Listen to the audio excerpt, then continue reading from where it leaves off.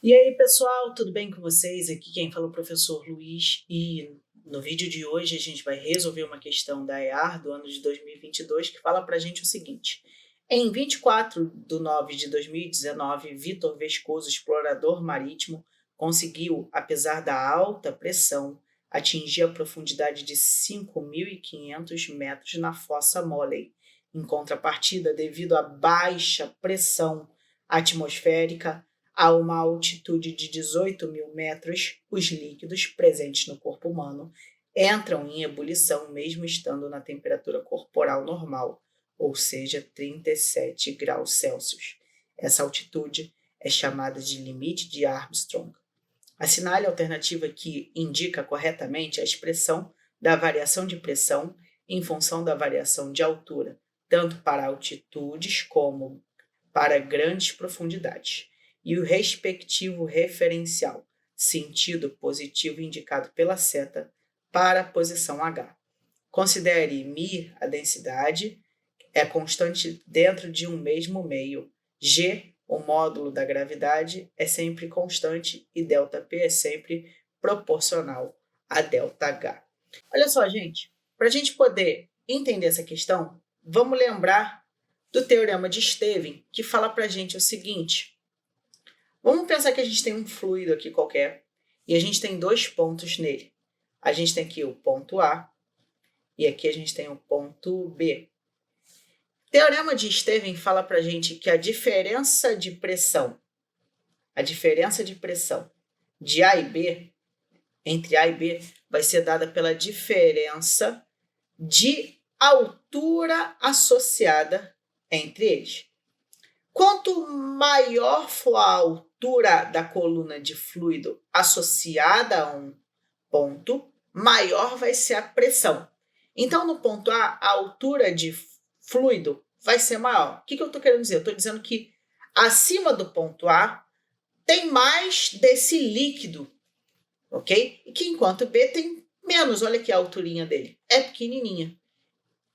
Então, a gente pode dizer que nesse referencial adotado no Teorema de Stevin, quanto mais a gente vai descendo, maior vai ser a altura da coluna de líquido.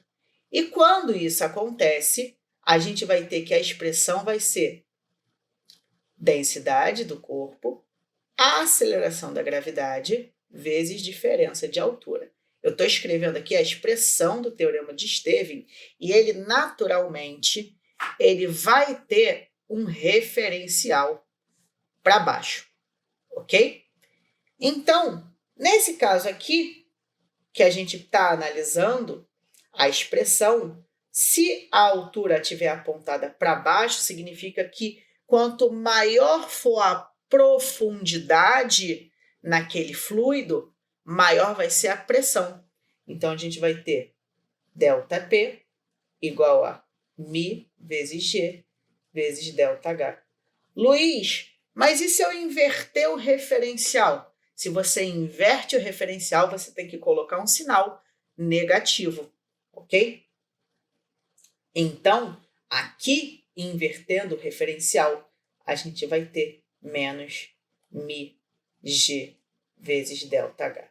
E aí agora é só a gente analisar se esse caso aparece nas alternativas ou se o caso de baixo aparece nas alternativas, porque ambos estão corretos. Luiz, e se aparecer os dois? A questão é anulada, gente. Então, vamos lá.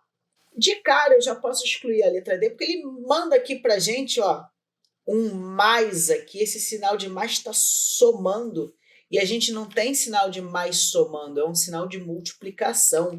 Cuidado com a pegadinha, tá? Não se deixe enganar. Logo, a letra D você já exclui ela. Então, gente, olha só. Se a altura está apontando para baixo no nosso referencial, a expressão do Teorema de Stevin vai ter um sinal positivo. Aqui na letra C está apontando para baixo, só que tem um sinal negativo. Então, está incorreto também. Agora, a altura vai apontar para cima, tá vendo? Na letra A e na letra B. Logo, a gente tem que procurar qual tem a expressão com sinal negativo. E a expressão que tem o sinal negativo é a da alternativa A. E assim, a gente finaliza a questão. Logo a B está errada, gente. Eu vou ficando por aqui. Desejo uma ótima semana, bons estudos e até a próxima. Tchau, tchau.